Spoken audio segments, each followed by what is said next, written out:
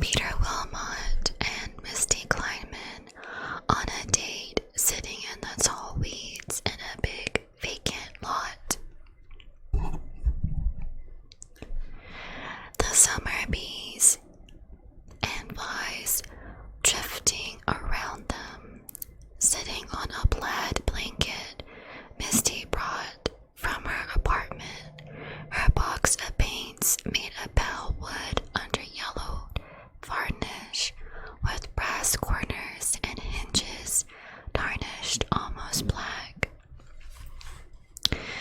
Misty has the legs pulled out to make it an easel. If this is stuff you already remember, skip ahead. If you remember, the weeds were so high you had to stomp them down to make a nest in the sun. It was spring term, and everyone on the campus seemed to have the same idea: to weave a compact disc player or a computer mainframe using only native grasses and sticks, bits of root, seed pods. You could smell a lot of rubber cement in the air. Nobody was stretching canvas, painting landscapes.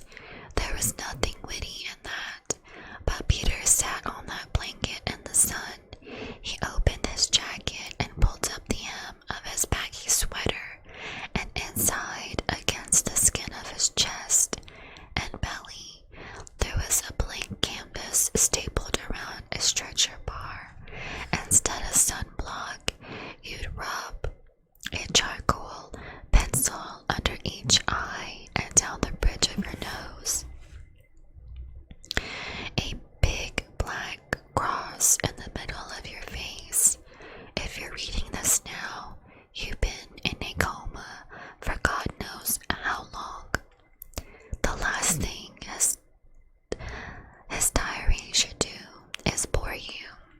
When Misty asked why you carried the canvas inside your clothes, tucked up under your sweater like that, Peter said to make sure it would fit.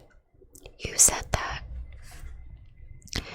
If you remember, you'll know how you chewed a stalk of grass, how it tasted. Your jaw muscles big and squared, first on one side, then on the other, as you chewed around and around. With one hand, you dug down between the weeds, picking out bits of gravel or clods of dirt. All Misty's friends, they were weaving their stupid grasses to make some appliance that looked real enough to be witty and not unravel.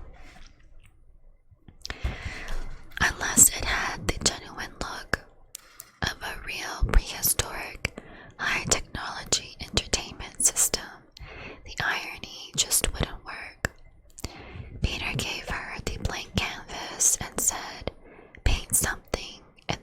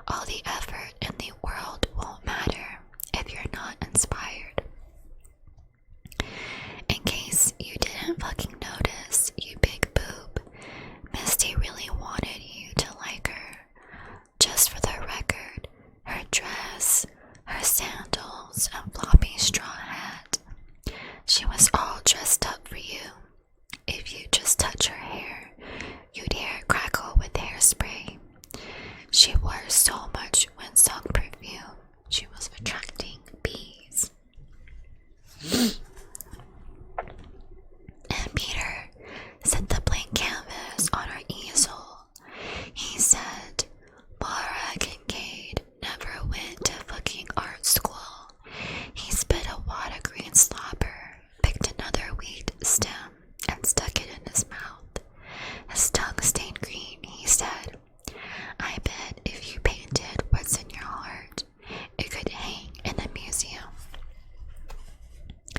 What was in her heart, Misty said, was pretty much just silly crap, and Peter just looked at her.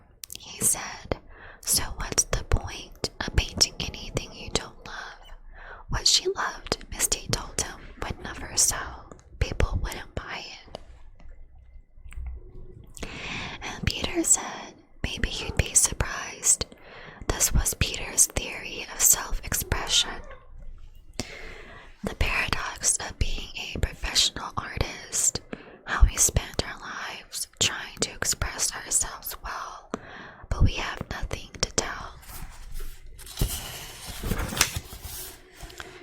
We want creativity to be a system of cause and effect, results, marketable product.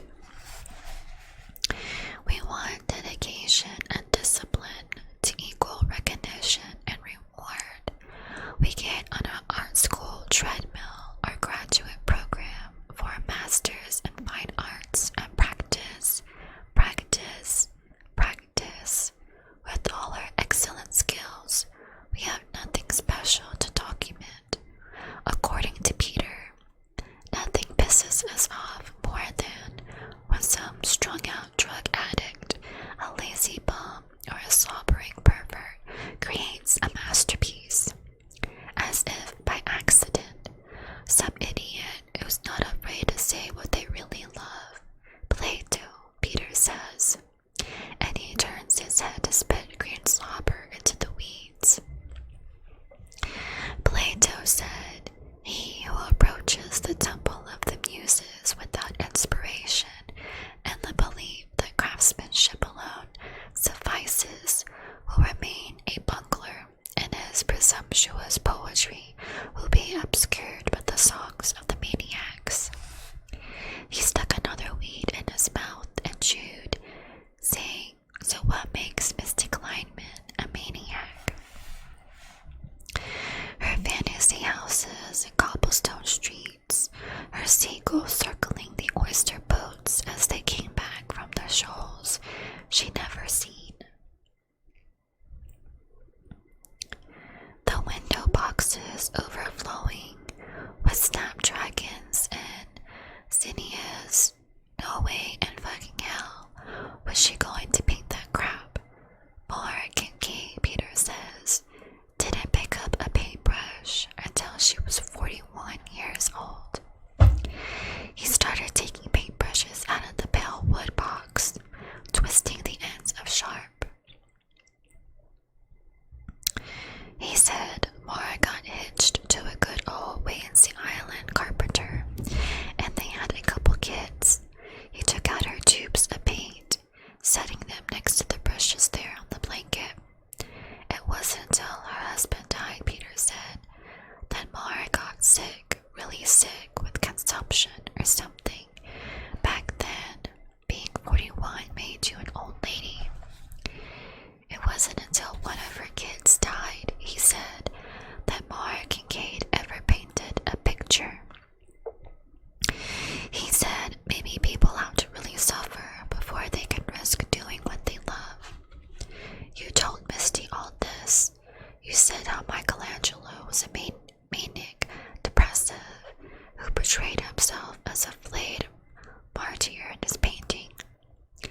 Henry Matisse gave up being a lawyer because of appendicitis. Robert Schumann only began composing after his right hand became paralyzed and ended his career as a concert pianist. You were digging in your pocket while you said this. You were fishing something out. You talked about Nietzsche and his tertiary syphilis, Mozart and his uremia, Paul Klee and the scleroderma that shrank his joints and muscles to death.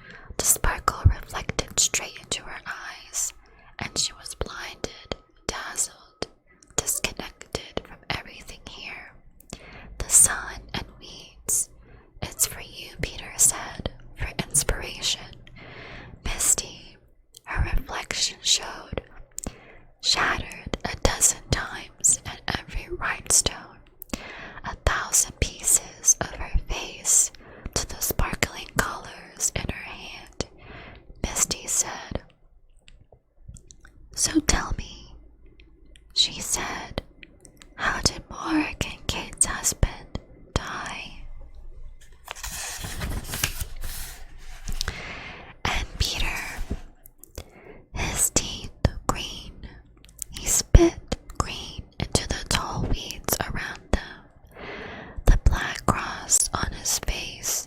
He licked his green lips with his green tongue, and Peter said, "Murder." Peter said, "They murdered him." And Misty started